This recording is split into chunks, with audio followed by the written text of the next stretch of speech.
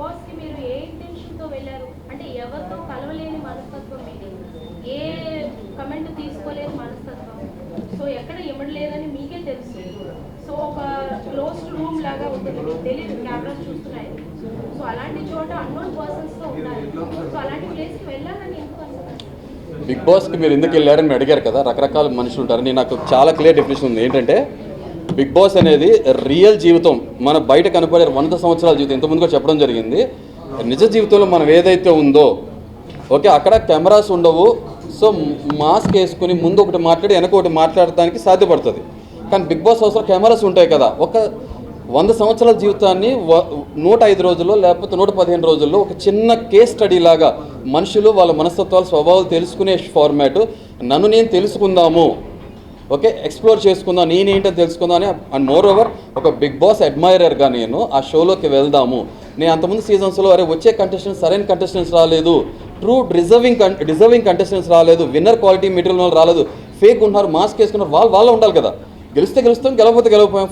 Trophy గెలవటం ఇంపార్టెంటా, మనుషుల మనసు గెలవటం ఇంపార్టెంటా, నాకు క్లారిటీ ఉంది కాబట్టి నేను దానికి ఫిట్ అవుతాను ఫీల్ అయ్యాను కాబట్టి వెళ్ళాను. నన్ను నాలాగా చూశారు. అక్కడికి వెళ్ళి నేను ఎవరితో ఫ్రెండ్షిప్ చేయదలుచుకోలేదు. ఎవరితో నాన్న, అమ్మ, తమ్ముడు, చెల్లి, వదిన, అక్క నాకు అవసరం లేదు.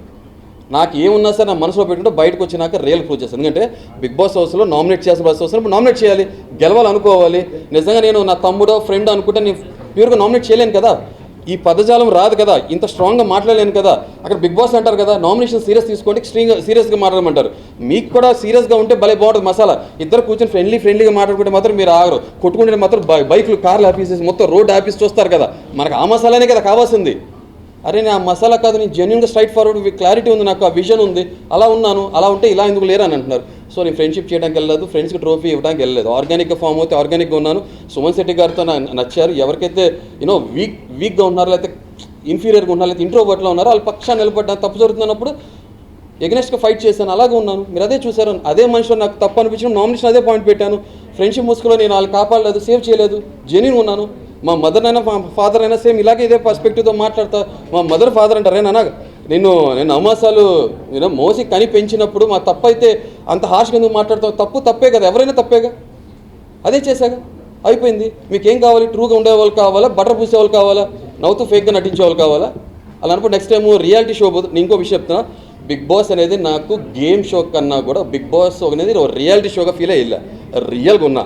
గేమ్స్ ఆడాల. మీరే అంటారు తాంతో గేమ్స్ వద్దనే సినిమా డైలాగ్ గేమ్స్ ఆడొద్దని అంటారు. గేమ్స్ ఆడాల.